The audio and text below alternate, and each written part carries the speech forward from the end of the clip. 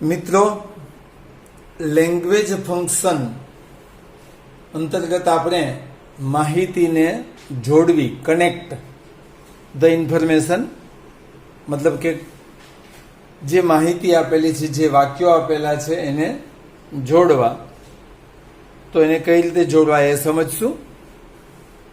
બીજા અર્થમાં કેવું હોય તો સિન્થેસાઇઝ ધ એક્સપ્રેશન, જે અભિવ્યક્તિ આપેલી છે એને સિન્થેસાઇઝ કરો, મતલબ કે જોડો. અને એના માટે આપણે યુઝ કન્જેક્શન અથવા તો કનેક્ટર, વાક્યને અનુરૂપ કન્જેક્શન અથવા તો કનેક્ટર જોડવા માટે ઉપયોગ કરવાનો હોય છે. કન્જેક્શનના છે ઘણા પ્રકાર છે. એમાંથી પ્રથમ પ્રકાર અને એની અંતર્ગત આવતા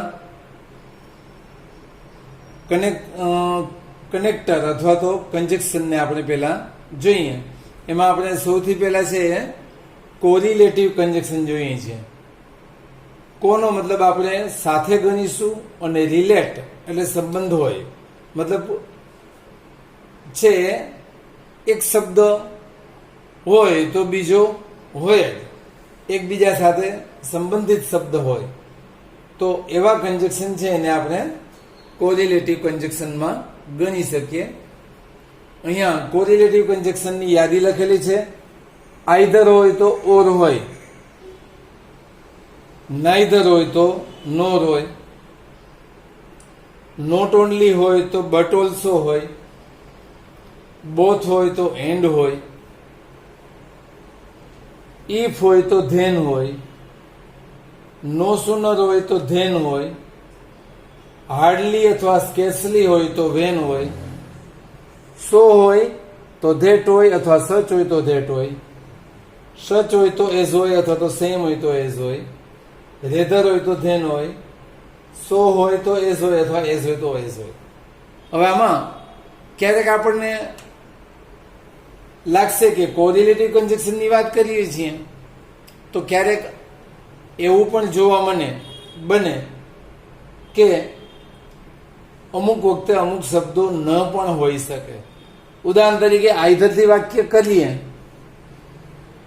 અને આઈધર સાથે ઓફનો ઉપયોગ કરી દીધો તો એમાં ઓરનો અર્થ છે એ નિહિત થઈ જાય છે, મતલબ કે એમાં સાથે સમાવિષ્ટ થઈ જાય છે.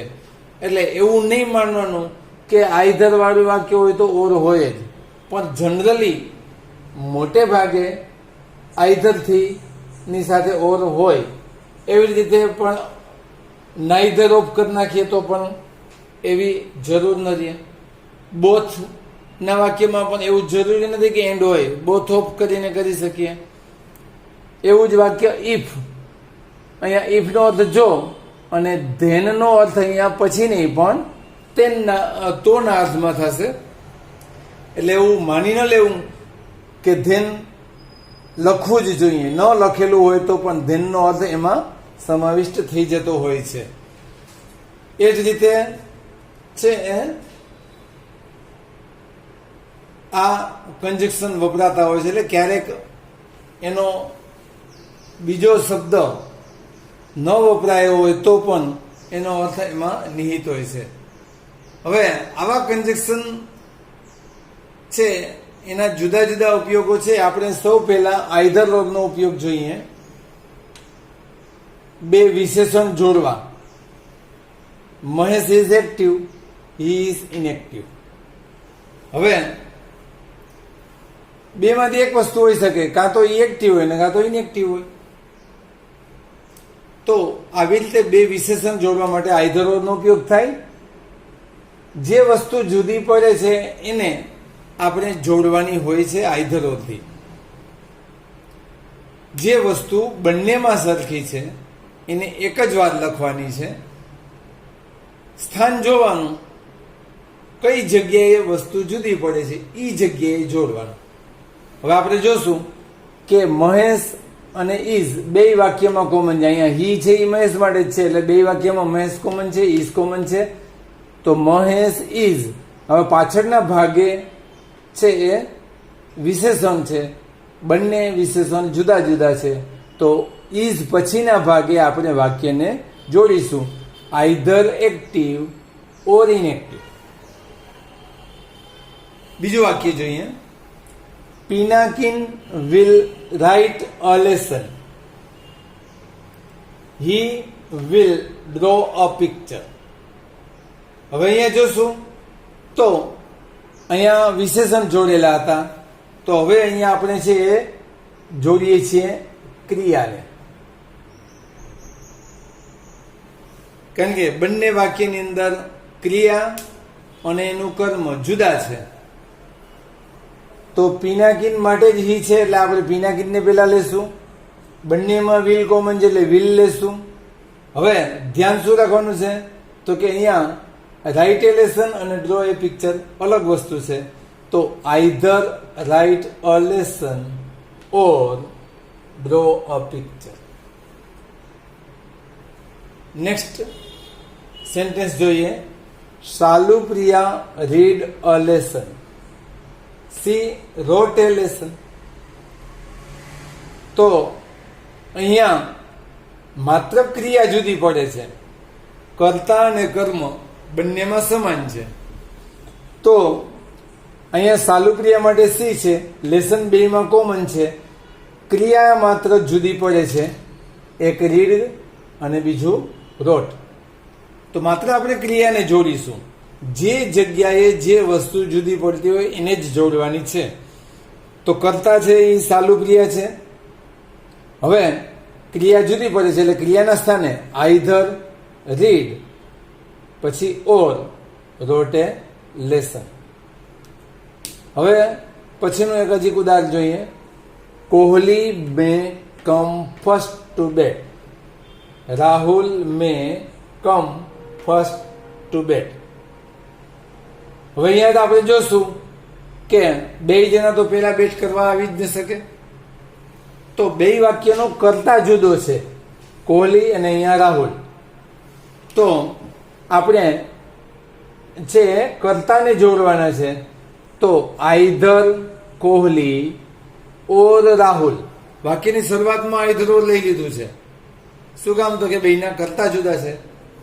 મે કમ ફર્સ્ટ ટુ બેટ. બીજું એક ઉદાહરણ જોઈએ. નેક્સ્ટ સેન્ટેન્સ જોઈએ. The teacher was in the classroom. He was in the staff room. હવે ખાસ મિત્રો અહીંયા ધ્યાને રાખવાનું છે કે આપણે જે વસ્તુ જુદી પડે છે એને જોડીએ છીએ, સમાન હોય એને એકવાર લખીએ છીએ. તો હવે આપણને એમ થશે કે અહીંયા ઇન ધ છે, અહીંયા પણ ઇન ધ છે. તો શું કરવું? તો in, on, near, under, behind આવા જેટલા પ્રિપોઝિશનો વાક્યમાં વપરાયા હોય એ પ્રિપોઝિશન ક્યારેય કોમન થાય નહીં. એ જે તે શબ્દની સાથે જોડાયેલા જ રાખવાના. એટલે ઇન ધ ક્લાસરૂમ સાથે જ લેવાનું અને ઇન ધ સ્ટાફ રૂમ એ સાથે જ રાખવાનું. માત્ર ક્લાસરૂમ અને સ્ટાફ રૂમ અલગ પડે છે એમ નહીં વિચારવાનું. હવે એને આપણે જોઈએ. The teacher was either in the classroom or in the staff room. Next હજી એક ઉદાહરણ જોઈએ. I have a pen, I have a pencil. જેવી વાત અહીંયા કરી એવી જ વાત અહીંયા પણ છે. જો વાક્યની અંદર ક્યારેક આર્ટિકલ આપેલો હોય નામની સાથે, એ અથવા એન કે ધ વસ્તુની સાથે કે એની સાથે, તો આર્ટિકલને પણ આપણે અલગ ગણવાનો નહીં. એ જે તે વસ્તુ સાથે જોડેલો જ રાખવાનો, એને કોમનમાં નહીં કરવાનો. I have either a pen or a pencil. હવે પછીનું એક બીજું ઉદાહરણ જોઈએ. ઇફ સાથે ધેનનું.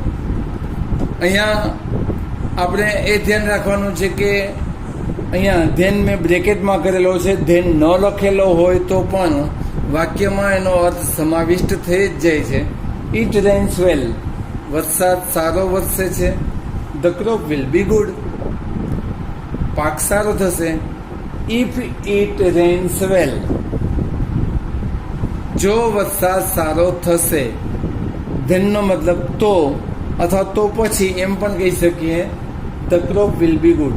ધેન કદાચ લખીએ તો પણ ચાલે, ન લખીએ તો પણ ચાલે, પણ ઇફ સાથે ધેન છે એ સંકળાયેલો જ ગણાય છે, ન લખીએ તો પણ એનો અર્થ એની સાથે સંકળાયેલો જ રહે છે.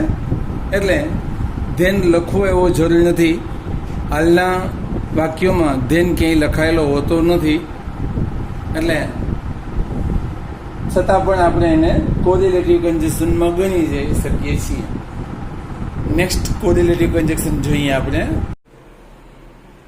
Shubham can not play tennis, he can not play cricket.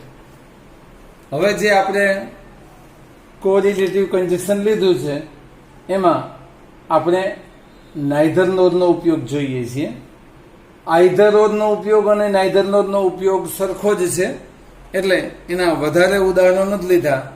માત્ર ધ્યાન એટલું જ રાખવાનું છે કે જે વાક્યમાં નોટ હોય એવા જ વાક્યને નાઇધર નોરથી જોડી શકાય, અને બંને વાક્યોમાં નોટ હોવું જોઈએ. જો એક જ વાક્યમાં નોટ હોય તો એનો મતલબ પાછો આઈધર ઓર જ થઈ જશે. આ વસ્તુ ખાસ ખ્યાલ રાખો.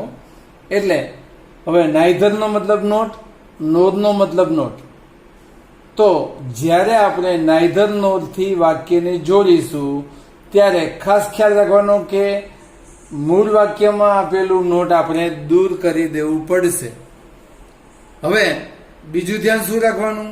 તો જે રીતે આપણે આઈધર ઓરમાં જે બે વસ્તુ જુદી પડતી હતી એ પછી ચાહે કર્તા તરીકે નામ હોય, કર્મ તરીકે કોઈ નામ હોય, કોઈ બે અલગ ક્રિયા હોય, બે એડજેક્ટિવ હોય, તો જે રીતે આઈધર ઓરમાં બંને વસ્તુ જોડાતી હતી એ જ રીતે અહીંયા પણ છે નાઇધર નોરમાં છે જોડાય છે. એટલે આપણે નાઇધર નોરના વધારે ઉદાહરણો લેતા નથી.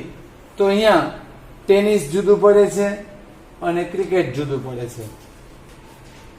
તો હવે વાક્ય જોડીએ ત્યારે હી છે એ શુભમ માટે છે. Shubham can play. નોટ ખાસ ધ્યાન રાખજો, નીકળી જશે, કારણ કે આપણે નાઇધર નોરનું વાક્ય જોડીએ છે, બંનેમાં નોટ છે, એટલે છે નોટ અહીંયાથી દૂર થઈ જશે. Shubham can play neither tennis nor cricket. અને મિત્રો એક વધારાનું ધ્યાન એ રાખવાનું છે કે જો અહીંયા કેન છે એની બદલે ડઝ હોત તો શું થાત? તો કે પ્લેમાં એસ લાગત. ડીડ હોત તો શું થાત? તો પ્લેનું પ્લેડ કરવું પડત. અહીંયા છે કેન છે તો ઓક્ઝિલરી વર્બ છે, એટલે આપણે ઓરિજિનલ વર્બની જરૂર પડે છે. ડઝ અને ડીડ છે એ જ્યારે હોય ત્યારે દૂર થઈ જાય અને એમાં આપેલા ક્રિયાપદ સાથે ભળી જાય. અને જો માની લો કે ડુ વાળું વાક્ય હોત તો ડુનો રિમૂવ જ કરવાનું છે, એના હિસાબે કોઈ ક્રિયાપદમાં ફેર થતો નથી. આટલું ખાસ ધ્યાન રાખવાનું છે. નેક્સ્ટ કોરિલેટિવ કન્જક્શન જોઈએ. ધ ટીચર કેમ, ધ સ્ટુડન્ટ સ્ટુડ અપ. તો આપણે હવે કોરિલેટિવ કન્જક્શનમાં જોઈએ છે નો સુનર સાથે ધેનનો ઉપયોગ. તો નો સુનર પછી મોટે ભાગે ડીડનો ઉપયોગ કરવાનો આવે. હવે આપણે જાણીએ છીએ કે હમણાં જ મેં વાત કરી અહીંયા કે ડીડ નોટ પ્લે હોત તો શું કરત? તો ડીડ કાઢી અને પ્લેને પ્લેડ કરત. તો કહેવાની વસ્તુ એ છે કે હવે અહીંયા પણ એવી રીતે આપણે ડીડનો ઉપયોગ કર્યો છે, તો અહીંયા ભૂતકાળનું ક્રિયાપદ છે તો એને મૂળ ક્રિયાપદમાં લઈ આવવું પડે. કારણ કે જ્યારે ભૂતકાળનું વાક્ય હોય ત્યારે નો સુનર સાથે ડીડનો ઉપયોગ કરવો પડે. તો no sooner did the teacher come. Did છે એટલે કેમનું કમ થઈ ગયું. Then the student stood up. આનો ઉપયોગ છે બે ક્રિયા એક સમયે બહુ ઝાઝા સમયના અંતરાલ વગર થતી હોય ત્યારે, કારણ કે શિક્ષક આવે અને તરત જ વિદ્યાર્થી બતાવવાના છે, એટલે કે બહુ ઝાઝો સમય ન રહેતો હોય, એક કામ પૂરું કરીને તરત બીજું કામ જ્યારે શરૂ કરવાનું થતું હોય ત્યારે નો સુનરનો કે હાર્ડલી અથવા તો સ્કેર્સલી વેનનો ઉપયોગ થતો હોય છે. એ જ વાક્યને આપણે હાર્ડલીથી જોઈએ તો હાર્ડલી સાથે આપણે હેડ જોશે જો વાક્ય ભૂતકાળનું હોય તો હાર્ડલી અથવા સ્કેર્સલી. પછી હેડ છે એ પૂર્ણ ભૂતકાળ બતાવે છે, એટલે અહીંયા વપરાયેલું ક્રિયાપદ છે એ ભૂત કૃદંત હોય.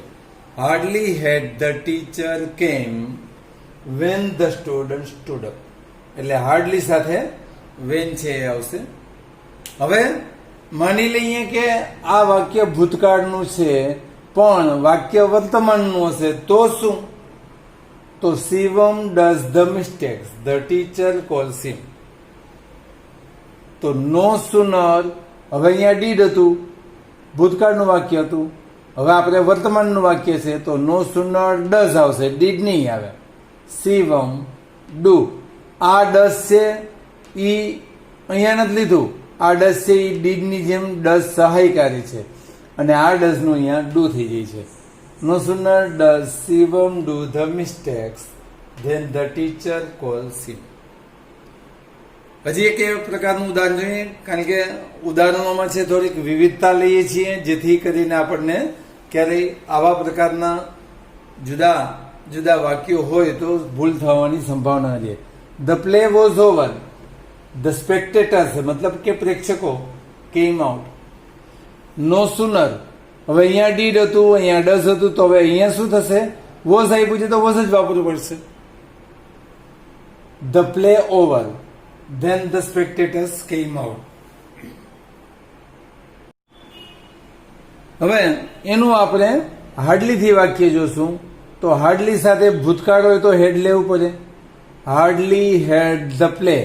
વોઝ છે એ ટુ બી નું રૂપ છે, તો ટુ બી નું ભૂતકૃદંત બીન થાય, એટલે અહીંયા વોઝ નું આપણે બીન કરવું પડશે. Hardly had the play been over when the spectators came out. અહીંયા મિત્રો આપણે ખાસ ખ્યાલ એ રાખવાનો છે, નો સુનર કે હાર્ડલી થી જ્યારે જ્યારે વાક્ય જોડીએ ત્યારે બીજા વાક્યના કાળમાં કે બીજાના ક્રિયાપદમાં કોઈ ફેરફાર કરવાનો હોતો નથી. માત્ર જે ફેરફાર લાગુ પડે છે એ શરૂઆતના વાક્યને લાગુ પડે છે. નેક્સ્ટ સેન્ટેન્સ જોઈએ. The Ganga is A long river. આપણે જાણીએ છીએ ભારતની અંદર, ઇન ઇન્ડિયા, ભારતની અંદર ગંગા એક લાંબી નદી છે. હવે એના જેવી બીજી નદી હોય છે, સમ રિવર્સ આર ઇક્વલી લોંગ. બીજી કેટલીક નદીઓ પણ છે એના જેટલી જ લાંબી છે. તો અહીંયા સમ લખીએ અથવા તો ફ્યુ લખીએ તો પણ ચાલે. તો વેરી ફ્યુ અથવા only some rivers are so long as અથવા as long as the Ganga in India. મતલબ કે સો પછી લોંગ અને પછી એઝ અથવા એઝ લોંગ એઝ, આ રીતે છે સો લોંગ એઝ કે એઝ લોંગ એઝ છે કોરિલેટિવ કન્જક્શન કોરિલેટિવ કન્જક્શન થાય છે અને એ રીતે વાક્ય જોડાય છે. અહીંયા દરેકે દરેકનો ઉપયોગ છે એ આપણે અગાઉ છે કોમ્પ્લેક્સ સેન્ટેન્સ અંતર્ગત અથવા જુદા જુદા ક્લોઝ અંતર્ગત જોઈ ગયા હતા. અત્યારે આપણે આ બધાને કોરિલેટિવ કન્જક્શન અંતર્ગત જોઈએ છીએ.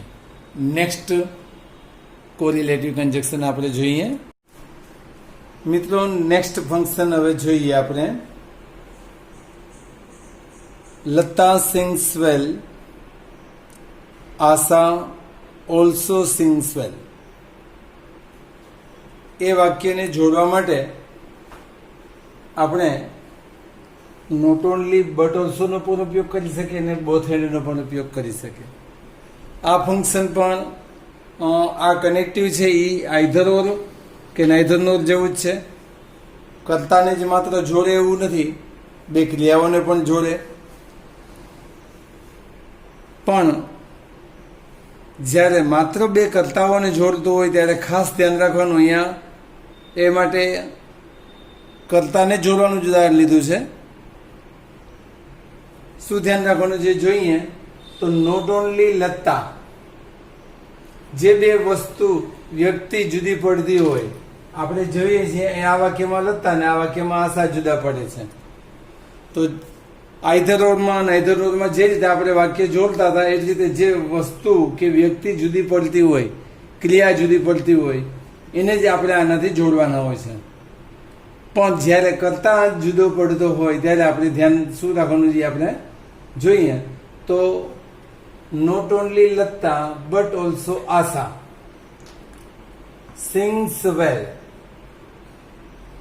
આ રચના એવી છે કે એની અંદર બટ ઓલ્સો પછીનો શબ્દ, આ શબ્દ જો આપણી પાસે સિંગ્યુલર હોય તો અહીંયા ક્રિયાપદ સિંગ્યુલરનું એકવચનનું હશે, અને આ જ શબ્દ જો આપણા પાસે બહુવચનનો હશે તો આ ક્રિયાપદ બહુવચનનું હશે. આગલા શબ્દને આપણે જોવાનું રહેશે નહીં, ખાસ ધ્યાન રાખવાનું છે. આ એ જ વાક્યને બીજી રીતે જોઈએ છીએ. બોથ લતા એન્ડ આશા. અહીંયા જે ધ્યાન રાખવાનું છે ધ્યાન અહીંયા નથી રાખવાનું, માત્ર અહીંયા બહુવચનનું જ ક્રિયાપદ રહેશે. અહીંયા આપણે સિંગમાં એસ હતો એ શું બતાવે છે? Simple present tense third person singular બતાવે છે, ત્રીજો પુરુષ એકવચન બતાવે છે. જ્યારે અહીંયા તો દરેક વખતે ક્રિયાપદ બહુવચનનું જ રહેશે. બોથ લતા એન્ડ આશા સિંગ વેલ. અહીંયા પ્લુરલનું છે એ વાક્ય થઈ જાય છે. માની લઈએ કે અહીંયા લતા અને અહીંયા પ્યુપિલ્સ હોત તો સિંગ થાત, પણ આ જ વસ્તુને બદલાવી અહીંયા પ્યુપિલ્સ લઈ લે અને અહીં લતા લઈ લે તો પાછું સિંગ્સ જ રહે. એટલે ખાસ ખ્યાલ રાખવાનો છે કે બટ ઓલ્સો પછી આવતું જે સબ્જેક્ટ હશે એ સિંગ્યુલર પ્લુરલ પ્રમાણે એનું ક્રિયાપદ હશે. જો સબ્જેક્ટમાં જ આપણે આ વાક્ય જોડતા હોય તો જ આ ધ્યાનમાં લેવાનું છે, બાકીના પાર્ટ માટે લેવાનું નથી. નેક્સ્ટ એક્ઝામ્પલ જોઈએ. He practiced hard. He could win the gold medal in Olympic. હવે હાર્ડ શબ્દ છે એ આપણા પાસે એડવર્બ છે, તો સો ધેટ થી એ વાક્યને જોડીશું. સો આવે એટલે ધેટ આવે, તો માત્ર સો અને ધેટની વચ્ચે આપણે હાર્ડને લઈ શકીએ. હી practice so hard that he could win the gold medal in Olympic. બાકીના ભાગ એમને જ રહેશે, માત્ર સો અને ધેટનો ઉપયોગ જ ધ્યાનમાં લેવાનો છે. સો ધેટ અને સચ ધેટ બે સમાન જેવા જ છે, પણ તફાવત માત્ર એટલો છે કે સચ પછી સામાન્ય રીતે આર્ટિકલની જરૂર રહે છે. તો અહીંયા હાર્ડ શબ્દને મહત્વ નથી દેવાનું, કારણ કે હાર્ડ એડવર્બ હતો. સચ પછી આર્ટિકલ આવે તો ખ્યાલ સામાન્ય રીતે નામ આવવું જોઈએ. તો હાર્ડ શબ્દને થોડોક ચેન્જ કરી નાખીએ આપણે. તો હી પ્રેક્ટિસ્ડ ઇન સચ એ વે. એવી રીતે મહેનત કરી. કેવી રીતે? તો કે સખત. that he could win the gold medal in Olympic. Next sentence જોઈએ આપણે. આ જ પ્રકારે જેમ સો ધેટ અને સચ ધેટ હતું એવું જ સચ એઝ અને સેમ એઝ છે. સામાન્ય તફાવત રહી છે બંનેમાં. અહીંયા બંનેના વાક્યો થોડાક જુદા પડશે. Manisha has a pen, I have such a pen. તો અહીંયા પેન જેવી છે એવી બીજી પેનની વાત છે. એટલે આ વાક્યની અંદર આઈ હેવ સચ એ પેન, જેમ અહીંયા સચ પછી એ આવવો જરૂરી હતો એમ સચ સાથે એસ ની જોડી કરીએ ત્યારે છે સચ પછી જો નામ એક વચનનું હોય તો આર્ટિકલ આવવો જરૂરી છે. એઝ મનીષા હેઝ, મતલબ કે બંને આગળ પેન છે, બે આગળ અલગ અલગ છે, પણ એના દેખાવ, રૂપ, રંગ એ પેનના બધા સરખા છે એવું બતાવે છે. Next, Prakash bought a photo frame. He gave the same photo frame to me. તો અહીંયા પ્રકાશે લીધેલી ફ્રેમ છે એ જ ફ્રેમ એણે મને આપી. મતલબ કે જે લીધેલી વસ્તુ છે એની જ વાત કરે છે. તો Prakash gave the same photo frame, એ જ ફોટો ફ્રેમ આપી દીધી to me as he bought. મતલબ જે ખરીદી હતી એ જ આપી દીધી. મતલબ કે અહીંયા વસ્તુ બદલતી નથી, એના જેવી નથી. અહીંયા સચમાં છે વસ્તુ ધ્યાનમાં એ રાખવાનું હતું કે એના જેવી બીજી વસ્તુની વાત છે, એટલા માટે સચ પછી એ આર્ટિકલ આવતો હતો. જ્યારે અહીંયા ધ સેમ કરવું પડે, ખાલી સેમ નથી આવતું, અને ધ સેમ કરીએ ત્યારે એસ ની જોડે થાય. Next, I would go out, it is better, વધુ સારું રહેશે, than to stay at home, ઘરે રહેવું એના કરતાં તો બહાર જવું વધુ સારું રહેશે. તો I would rather go out, આ એક જ વાક્યની અંદર છે આગલા વાક્યનો અર્થ સમાવિષ્ટ થઈ જાય. તો ઇટ ઇઝ બેટર શબ્દની જરૂર રહેશે નહીં. I would rather go out એટલે ઇટ ઇઝ બેટર નીકળી જાય છે. ધેન વુડ છે એ બેયનું એક સરખું જ ક્રિયાપદ રહેશે. ધેન સ્ટેટ હોમ એટલે કે છે ઘરે રહેવા કરતા છે બહાર ચાલ્યું જવું એ વધુ સારું રહેશે. અને કોરિલેટિવ કન્જક્શનનું છેલ્લું કન્જક્શન અંગ્રેજી વાક્ય રચનામાં એક શબ્દ વપરાય છે, ડબલ કમ્પેરિઝન. તો ડબલ કમ્પેરિઝનની રચના થોડીક વિશિષ્ટ છે, ખાસ ધ્યાન લેવું. વાક્યની શરૂઆતમાં અને વાક્યમાં વચ્ચે શરૂઆતમાં ધ આર્ટિકલ હોવો ફરજિયાત, વાક્યમાં વચ્ચે જ્યાં અલ્પવિરામથી બીજો ભાગ આવે છે ત્યાં પણ ધ હોવો ફરજિયાત છે. પછી આ મોર શબ્દ અહીંયા આપ્યો છે કારણ કે અહીંયા કોઈ આ વાક્યમાં કોઈ એડવર્બ નથી. એવી રીતે અહીંયા પણ કોઈ એડવર્બ નથી કે એડજેક્ટિવ નથી. જો એડવર્બ કે એડજેક્ટિવ હોત તો એનું કમ્પેરેટિવ ફોર્મ છે એ અહીંયા આવે. એટલે ખાસ ખ્યાલ રાખવાનો કે મોર શબ્દ અમે અહીંયા છે બતાવેલો છે ધમોર ધમોર, મતલબ કે ડબલ કમ્પેરિઝન બતાવવાની વાત છે. પણ એવું જરૂરી નથી કે બધામાં મોર જ આવે.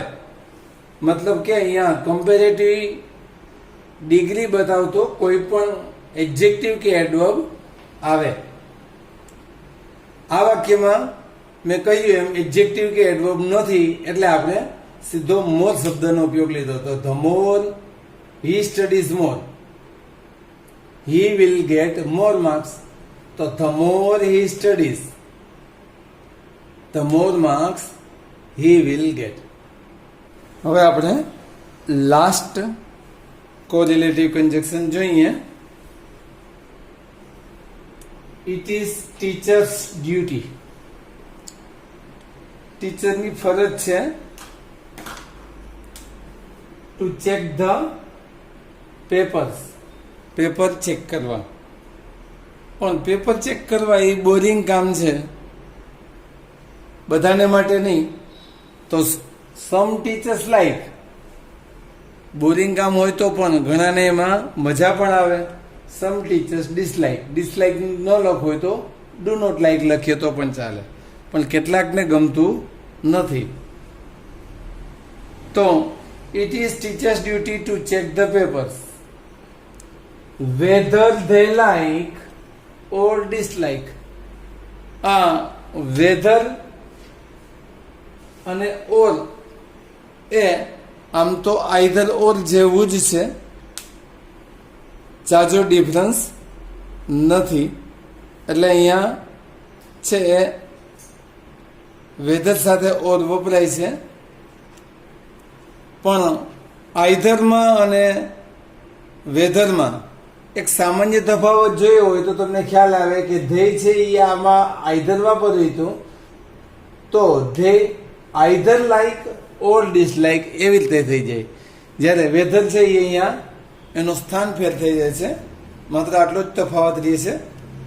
તો મિત્રો હવે અહીંયા આપણે કોરિલેટિવ કન્જક્શન છે એના બધા પ્રકાર, બધા કોરિલેટિવ કન્જક્શન જોવાઈ ગયા.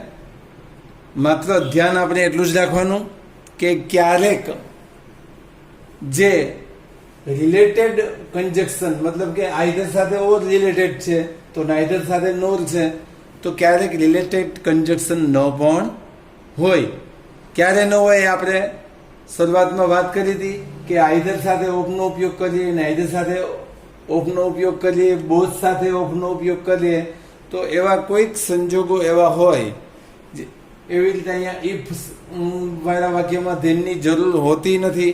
તો એવી રીતે ન હોય તો કોઈ ચિંતા કરવી નહીં, કારણ કે એ એની સાથે સંકળાયેલું તો હોય જ છે, માત્ર એની જરૂર ન હોય એટલે આપેલું હોતું નથી, પણ એ એની અંદર નિહિત હોય જ છે. તો આ કંજક્શનો છે ક્યાં કેવી રીતે જોડાય છે એ યાદ રાખજો. Thank you.